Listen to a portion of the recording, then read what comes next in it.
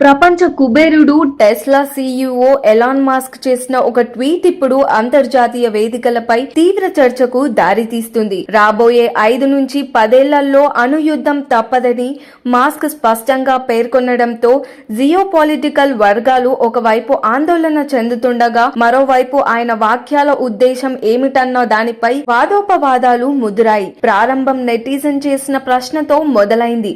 అణ్వస్త్రాలు శక్తివంతమైన దేశాల మధ్య యుద్ధాన్ని నివారిస్తాయని ప్రభుత్వాలు నమ్ముతున్నాయని, అలాంటి ఆలోచనలు ఎంత ప్రమాదకరమో వ్యాఖ్యానిస్తూ చేసిన ట్వీట్ కు మాస్క్ స్పందిస్తూ అణుయుద్ధం అనివార్యం, ఇది తప్పదు, వచ్చే 5 నుంచి 10 ఏళ్లలో జరుగుతుందని రాశారు.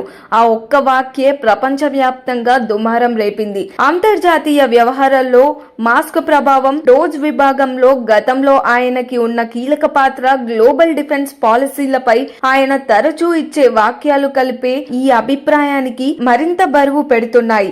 అయితే మాస్క్ ఈ వ్యాఖ్య ఎందుకు చేశారు, దాని వెనుక ఉన్న ఆలోచన ఏమిటి అన్న దానిపై ఆయన నుంచే మరింత వివరణ రావడం లేదు. నెటిజన్లు ఏఐ వేదిక గ్రోక్ ను ప్రశ్నించగా, సామూహిక వలసలు, యూరోప్, యూకే రాజకీయ ఉద్రిక్తలు, అంతర్గత గొడవలపై మాస్క్ గతంలో అనేక సార్లు హెచ్చరించారని, ఇదే సందర్భంలో అణు సంఘర్షణకు దారితీసే ప్రమాదాన్ని ఆయన సూచించి ఉండవచ్చని గ్రోక్ వివరించింది. కానీ అధికారిక స్పష్టీకరణ లేకపోవడంతో మాస్క్ వ్యాఖ్యలు మరింత అవమానాలు, ఆందోళనలు రేకెత్తిస్తున్నాయి. ప్రపంచం ఇప్పటికే యుద్ధ ముప్పులతో, అధునాతన ఆయుధ పోటీతో వణికిపోతున్న సమయంలో ప్రపంచ ప్రముఖ పారిశ్రామికవేత్త అయిన మాస్క్ నుంచి వచ్చిన ఈ అణుయుద్ధం హెచ్చరిక అంతర్జాతీయ దృష్టిని ఒక్కసారిగా తన వైపు తిప్పుకుంది.